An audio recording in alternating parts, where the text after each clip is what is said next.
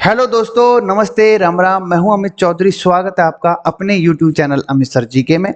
तो आज ज्योग्राफी का 7th चैप्टर है जो कि मोस्ट इम्पोर्टेंट है। उसमें मैं वर्ल्ड लेवल का आपको मैं बताऊंगा कुछ, जो कि स्लाइड में मैं बताऊंगा। अभी नहीं बताऊंगा, स्लाइड में बताऊंगा सब कुछ। ठीक है, तो आशा करता हूँ सारी चैप्टर वाइज आपको समझ में आ रहे होंगे। और मैं अंतिम छोर पर हूँ अपनी 7th क्लास पे। 8th क्लास में इतना बढ़िया मैं अपना जो 6th 7th जो थोड़ा बहुत बेस होता है ना, वो आप समझ चुके होंगे, चाहे तीनों सब्जेक्टों में हिस्ट्री हो, पॉलिटी हो और आपकी जियोग्राफी हो। 8th क्लास में इतनी धा से शुरुआत करूंगा मैं आपकी, हर एक चीज आपको समझ में आएगी। ठीक है, हर एक चीज का मतलब है अब तक भी समझ में आई होगी, पर लेकिन उसमें थोड़ा एक्स्ट्रा एक्सप्लेनेशन दूंगा मैं और अच्छे से बेहतर तरीके से आपको समझाऊंगा। ठीक है, हर चीज को प्रैक्टिकली मैं करके दिखाऊंगा, दिखाता आ रहा हूं। ठीक है, और क्वेश्चन उसमें ज्यादा की ज्यादा मात्रा में मिलेंगे आपको। ठीक है, क्वेश्चन इज मोस्ट इंपोर्टेंट है। क्वेश्चन अगर आप नहीं कर रहे हो, नहीं लगा रहे हो ना भाई, तो आप किसी भी पेपर में आप फिर कैसे भी किसी प्रकार से उसको क्लियर नहीं कर सकते।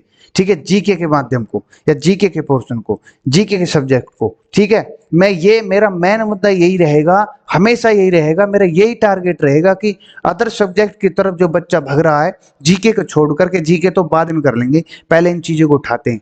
सबसे पहले जीके के पोर्शन को, सिर्फ जीके के सब्जेक्ट को उठाएगा अपने एग्जाम के अंतर्गत। ठीक है, एग्जामिनेशन हॉल में बैठते ही आप जीके के क्वेश्चन खोलेगा।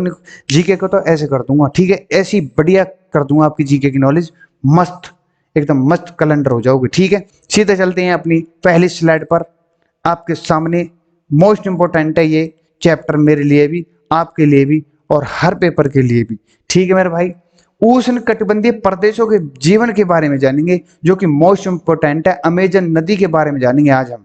ठीक है, अमेजन नदी से कम 10 क्वेश्चन ऐसे क्वेश्चन है जो बिल्कुल 101% आए। ठीक है, अमेजन के लोगों के बारे में जानेंगे, अमेजन के जैव विविधता के बारे में जानेंगे, वहां के बारे में। ठीक है, तो पढ़ते हैं, शुरू करते हैं। उष्ण कटिबंधीय एवं उपोष्ण क्षेत्र, ये सारी चीजें आपको मैंने जियोग्राफी के 6 क्लास के चैप्टर में बताई। उपोष्ण कटिबंध क्या है, उपोष्ण क्षेत्र कहाँ, किस किस अक्षांश रेखा के बीच में ये क्षेत्र पड़ते हैं, ये सारी चीजें मैंने आपको बता रखी है 6 क्लास में। ठीक है, तो कर्क रेखा, मकर रेखा, ये विषुवत रेखा, सारी चीजें मैंने आपको बता रखी है। ठीक है, कर्क रेखा और मकर रेखा के बीच के क्षेत्र को उष्ण कटिबंधीय क्षेत्र कहते हैं। जैसे कि आपकी ये पृथ्वी है, मकर, विषुवत, ये सबसे पहले आपकी कर्क रेखा है, ये विषुवत रेखा है और ये मकर रेखा है। ठीक है भाई, ये तीनों रेखा, कर्क रेखा मकर रेखा के बीच के क्षेत्र को उष्ण कटिबंधीय क्षेत्र कहते हैं। मतलब यहां से लेके यहां तक कौन सा क्षेत्र, उष्ण कटिबंधीय क्षेत्र। कर्क रेखा 23.5 डिग्री मतलब 23 डिग्री 45 मिनट उत्तरी अक्षांश ये, ठीक है, गुजरती है। जबकि मकर रेखा 23 डिग्री 45 डिग्री दक्षिण की तरफ, ये दक्षिण का हिस्सा हो गया आपका, ये उत्तर की तरफ का हो गया, नॉर्थ एंड साउथ। ओके, इन रेखाओं से उत्तर और दक्षिण वाले क्षेत्रों को उपोष्ण क्षेत्र कहते हैं। उपोष्ण, जिस बच्चे को उपोष्ण ये पता नहीं लग रही, कर्क रेखा मकर रेखा, जो इंग्लिश वाला बच्चा है, गूगल पर जाओ, सर्च मारो क्या चीज है इंग्लिश में। ठीक है, तुरंत, अरे यहाँ पे हिंदी जो मैं बोल रहा हूँ वो तो समझ में आ रही होगी, ये चीज समझ में नहीं आ रही। जो 38 डिग्री से अक्षांश तक जाते हैं, ये सारी चीजें आप मोस्ट इंपोर्टेंट है। उष्ण कटिबंधीय क्षेत्र कहां से कहां तक है, सारी चीजें मैंने आपको बता दी है इस मैप में। ठीक है, नेक्स्ट चलते हैं आपके सामने, अमेजन बेसिन में जीवन। अब वहां के जीवन के बारे में पढ़ लेते हैं। अमेजन नदी के जीवन कैसा है वहां के, अमेजन नदी के जंगल, वो सारी चीजें आज हम इसी में पढ़ेंगे। ठीक है, life in the Amazon basin. ठीक है, दक्षिण अमेरिका में, अब दक्षिण अमेरिका किधर है, एक तो हो जाएगा आपका यहाँ पर जो है, ये थोड़ा सा बनाने में, तो ये तो हो गया नॉर्थ अमेरिका, ये हो गया साउथ अमेरिका। ठीक है भाई मेरे, ये ऊपर नॉर्थ अमेरिका, नीचे साउथ अमेरिका। अब यहाँ की बात कर रहा है दक्षिण मतलब साउथ, यहाँ की बात कर रहा है दक्षिण अमेरिका में उष्ण कटिबंधीय क्षेत्र के पश्चिमी भाग में स्थित पर्वतों से होकर अमेजन नदी बहती है और पूरब की ओर अटलांटिक महासागर में मिलती है। कहने का मतलब यह इधर से निकलती है और पूरब इधर पड़ता है, और अटलांटिक जो महासागर है, एस टाइप में जो अटलांटिक महासागर है, इसमें जाकर गिरती है क्या क्या, अमेजन नदी। ओके, और पूरब की ओर अटलांटिक महासागर में मिल जाती है। इस नदी में कई अन्य सहायक नदियां मिलती हैं और सब मिलकर एक विशाल बेसिन का निर्माण करती हैं। सिंपल है, बिल्कुल सिंपल भाषा है। इस बेसिन के क्षेत्र में ब्राजील, पेरू के अधिकतर भाग, वेनेजुएला का एक छोटा भाग, बोल्विया, इक्वाडोर, कोलंबिया नाम के देश भी आते हैं। जलवायु के बारे में पढ़ लेते हैं, वहां की जलवायु कैसी है। सिस्टम पढ़ रहा को बिल्कुल गर्मी में ना तो ठीक है। जलवायु क्लाइमेट, भूमध्य रेखा के नजदीक होने के कारण यहाँ साल भर गर्म नम जलवायु होती है। भूमध्य रेखा कहाँ, भूमध्य रेखा जो बीच की रेखा, यहाँ लगभग हर रोज वर्षा होती है, हर रोज। दिन के मौसम समय तापमान आर्द्रता और आर्द्रता बहुत अधिक रहती है। रात में आर्द्रता नहीं जाने, नमी नहीं जाने, किसी इन चीजों के नहीं पता। पिछले चैप्टर में मैंने बताई है इनके 7th क्लास के में, आसानी से बिल्कुल बिल्कुल इजी तरीके से मैंने आपको बताया नमी क्या, आर्द्र क्या, शुष्क क्या है, ये सारी चीजें मैंने बता रखी है आपको। ठीक है, रात में तापमान कुछ कम हो जाता है लेकिन आर्द्रता ज्यादा होती है, इसलिए दिन और रात दोनों गर्म और नम होते हैं। सिंपल है बिल्कुल। वर्षावन रेन फॉरेस्ट क्या है, भारी वर्षा के कारण यहाँ घने जंगल पाए जाते हैं। वन इतने घने होते हैं कि जमीन तक सूर्य की रोशनी नहीं पहुंच पाती, जैसे मैंने अभी बताया आपको। इसलिए यहाँ की जमीन नम और अंधेरी होती है, इसलिए यहाँ वैसे ही पादप उग जाते हैं जो छाया में पनप सकते हैं। ठीक है, मतलब जो ऐसे पादप भी हो जा रहे हैं जो मतलब बहुत से ने तो धूप भी चाहिए, हवा भी चाहिए, सब कुछ चाहिए तब जाके एक पौधा बनता है। लेकिन ऐसे भी पादप है यहाँ, ऐसे भी पेड़ पौधे हैं जो बिना धूप के उग रहे हैं। ठीक है, उदाहरण ऑर्किड जो है या बैरमिलेड, ये जो है ना उदाहरण, ये बिना बिना धूप के हैं। ठीक है, पेड़ जो पौधे आपके सामने। ठीक है, आशा करता हूँ समझ में आ रही होगी, दिमाग में बैठ रही होगी।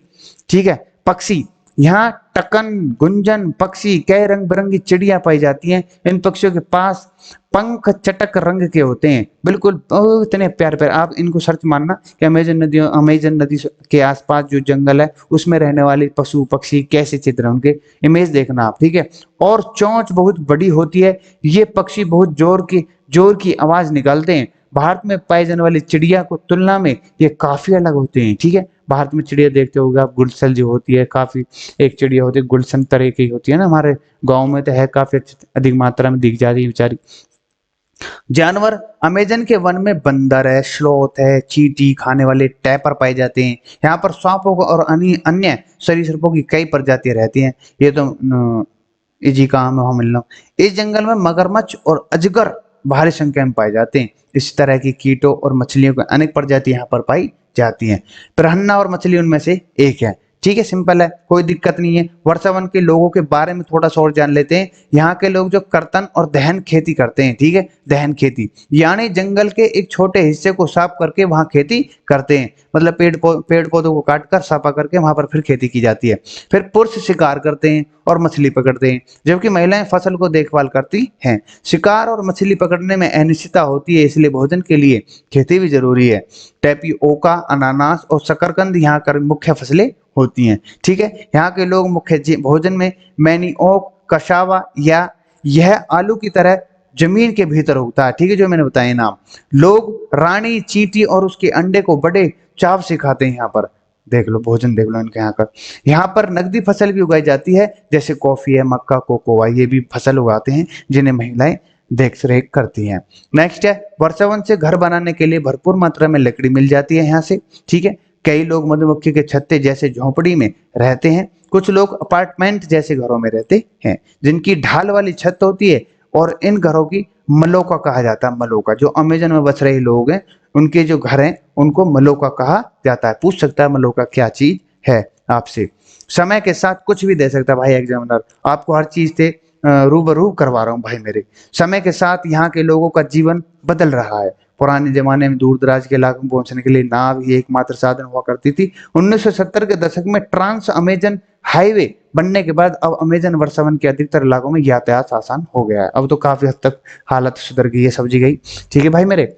दुर्गम, नेक्स्ट है, दुर्गम स्थानों पर जाने के लिए हवाई जहाज है, हेलीकॉप्टर है का इस्तेमाल होता है। इन बदलावों के कारण कुछ स्थानीय लोग विस्थापित होना पड़ा ताकि वे अपने जीवन पारंपरिक तरीके से जी सके।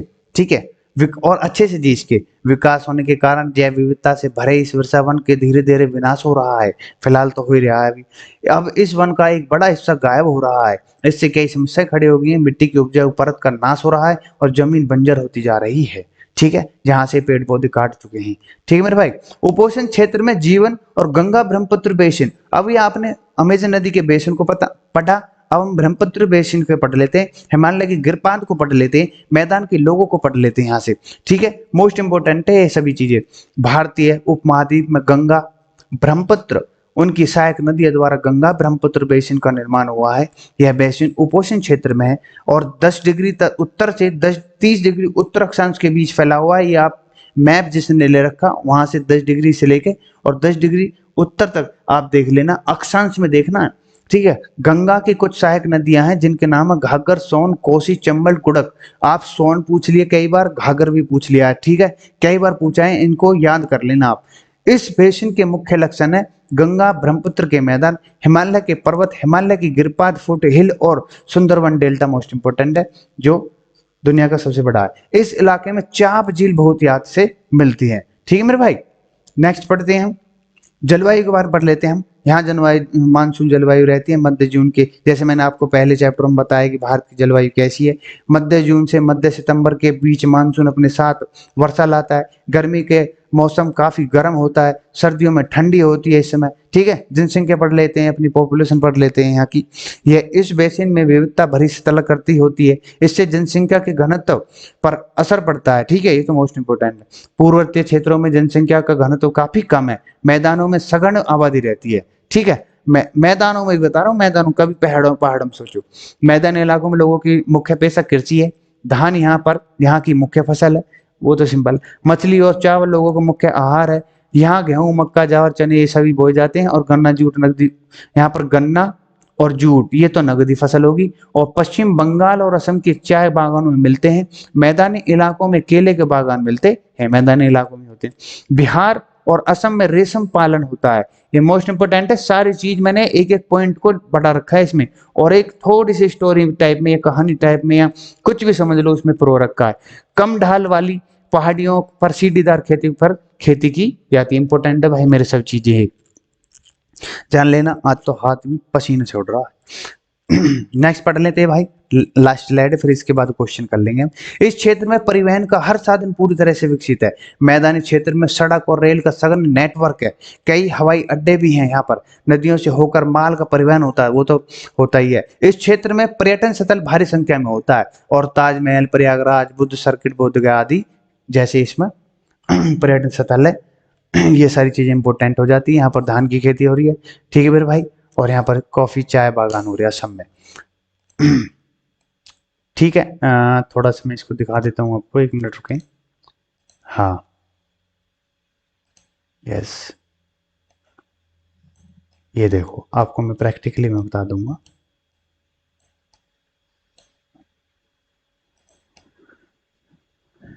देखो, एक गंगा ब्रह्मपुत्र बेसिन के बारे में बताया गया। आपकी गंगा यहां से निकलती है, ओ सॉरी, ब्रह्मपुत्र नदी जो कि सांगपो नदी कहलाती है चीन तिब्बत में, फिर अरुणाचल प्रदेश से एंट्री करती है जिसको दिव्यांग कहा जाता है। फिर यहाँ से ये शुरू होकर असम में गिरती है जिसको ब्रह्मपुत्र कहा जाता है। और फिर बांग्लादेश में आकर के जमुना बन जाती है, यमुना नहीं जमुना बन जाती है। और फिर आपका सीधा बंगाल की खाड़ी में गिरती है। ठीक है, इन नदियों के बारे में प्रॉपर तरीके से मैं बताऊंगा, एक एक नदी आपको। ठीक है, हमारी गंगा गंगोत्री से निकलती है। ठीक है, हमारी ये गंगा जैसे मैंने दे रखी है, आगे चलकर ये यहाँ पर बांग्लादेश में जाकर इसमें ब्रह्मपुत्र नदी में मिल जाती है। ठीक है, ये सारी चीजें प्रॉपर तरीके से मैं बताऊंगा। इसी के आसपास की जनसंख्या दिखाई गई है। यहाँ की जलवायु के बारे में मैंने बताया आपको, इन दोनों के बारे के। ठीक है, ये मोस्ट इंपोर्टेंट हो जाता है। ठीक है, और जो बांग्लादेश वो बंगाल है अपना, पश्चिम बंगाल, इसकी राजधानी कलकत्ता है जो कि एक हुगली नदी के किनारे बसा हुआ शहर है, सिटी है। ठीक है, ये मोस्ट इंपोर्टेंट है, नोट कर लेना जो मैंने बताया भाई मेरे। ठीक है, इससे ज्यादा कोई नहीं बताएगा। और जब नदियों की बारी आएगी तो उनका भी मैं अच्छे तरीके से खंडन करूंगा आपके आगे। ठीक है मेरे भाई, अभी प्रॉपर आपको मैंने बता दिया प्रैक्टिकल, गंगा कहाँ से निकलती है और आपकी ब्रह्मपुत्र कहाँ से आती है कहाँ तक। ठीक है, नेक्स्ट स्लाइड पर चलते हैं। ये आशा करता हूँ सारी चीजें समझ में आ गई होंगी। ठीक है, अब पढ़ते हैं हम क्वेश्चनों के बारे में जो कि मोस्ट इंपोर्टेंट है। ठीक है, ये पेड़ों के बारे में थोड़ा मैंने बताया भी नहीं। देवदार एवं फर किसके प्रकार है? देवदार जो शंकु वृक्ष है, पर्ण वृक्ष है, या छपुसाद वृक्ष है, या उपरोक्त सभी है? इन कमेंट मुझे गूगल सर्च करके बताना भाई मेरे। ठीक है, इनमें से क्वेश्चन कौन सा आंसर इनमें से फिट बैठेगा। ठीक है, नेक्स्ट क्वेश्चन आपके सामने है। नेक्स्ट क्वेश्चन, विश्व की सबसे बड़ी नदी कौन सी है? कृष्णा? नहीं। Amazon basin? नहीं। नील नदी सबसे बड़ी है, ठीक है, औसत में, और जो पानी सबसे ज्यादा रहता है वो अमेजन नदी है, ठीक है। लेकिन सबसे बड़ी नदी आपकी नील है। नील के बारे में मैंने आपको बताया है। वर्षावन में कौन कौन सी फसलें उगाई जाती हैं? वर्षावन में कौन सी फसलें उगाई जाएंगी? टेपियोका, अनानास, सारी चीजें मैंने बताई है अभी इस स्लाइड में, ठीक है। तो ये खेती होती है वर्षावन के क्षेत्रों में, ठीक है। वर्षावन में महिलाएं क्या करती हैं? शिकार करती हैं, मछली पकड़ती हैं, फसलों को रखाती हैं बेचारी वो। नेक्स्ट क्वेश्चन आपके सामने, भारतीय उपमहाद्वीप की सहायक नदियां मिलकर किसका निर्माण करेगी? गंगा ब्रह्मपुत्र का? नहीं नहीं, अभी थोड़ा जमा नहीं है तो ये, पर लिख जमा, सिंधु डेल्टा तो है नहीं, उपरोक्त भी होता ही नहीं। गंगा ब्रह्मपुत्र बेसिन का निर्माण करती है। बेसिन आए जहां पर वो इंपॉर्टेंट है। गंगा की सहायक नदियां कौन सी है? गंगा की सहायक नदियां आपकी यमुना है, घग्गर है, सोन है, और एक दो नाम और मैंने बताए। ये सभी, उपरोक्त सभी इज द राइट आंसर हो जाता है, ठीक है। एक वर्ग किलोमीटर क्षेत्र में रहने वाले लोगों की संख्या क्या, एक वर्ग किलोमीटर के अंतर्गत जो रहती है, रहने वाले लोगों की संख्या को क्या कहा जाता है? जनसंख्या। या जनसंख्या क्षेत्र, या घनत्व, या वृद्धि? तो जनसंख्या वृद्धि कही जाएगी वो तो, ठीक है। घनत्व अलग है, क्षेत्र अलग है, जनसंख्या अलग है, ठीक है। वृद्धि की बात हो रही है तो वृद्धि पूछी गई है, ठीक है। नेक्स्ट है, चावल कहाँ पर प्रमुख भोजन है? गंगा बेसिन का, अफ्रीका, कलकत्ता का? कलकत्ता का है, मैंने बताया आपको, ठीक है। कोलकाता किस नदी के तट पर, ये भी मैंने बताई है, हुगली नदी के किनारे। बंगाल टाइगर कहाँ पर पाए जाते हैं? बंगाल टाइगर जो डेल्टा क्षेत्रों में पाए जाते हैं, ये हमारा राष्ट्रीय पशु है, ठीक है, जो कि बाघ के ऊपर जाती है। क्या? बंगाल टाइगर जो है, ठीक है। मोस्ट इंपोर्टेंट है, डेल्टा क्षेत्रों में मिलता नहीं कि अमेजन पर्वतों में, ठीक है। तो डेल्टा क्षेत्र इज द राइट आंसर, ठीक है। आपके सामने जो मैंने चीज बताई है, जो मोस्ट इंपोर्टेंट है, सारी चीजें मैंने जो भी आज मैंने बताई, चाहे गंगा हो, ब्रह्मपुत्र हो, अमेजन नदियों, सारी चीजें इंपॉर्टेंट हो जाती हैं पेपरों को लेकर के, ठीक है। तो आशा करता हूँ सारी चीजें आपको क्लियर हो चुकी होंगी, आपके माइंड में सभी चीजें, एक एक स्लाइड आपके माइंड में, जो मैं पूछता हूँ क्वेश्चन उसके आंसर दे दिया करो, इन कमेंट मुझे बता दिया करो कि इसका क्वेश्चन का आंसर ये है, ठीक है। तो आशा करता हूँ सारी चीजें समझ में आई होंगी। नमस्ते, राम राम, जय हिंद, जय भारत। लाइक शेयर सब्सक्राइब कर दो, ठीक है भाई, हमारे शेयर कर दो, बता दो, फ्री चल रहा है सब कुछ भाई मेरे, ठीक है।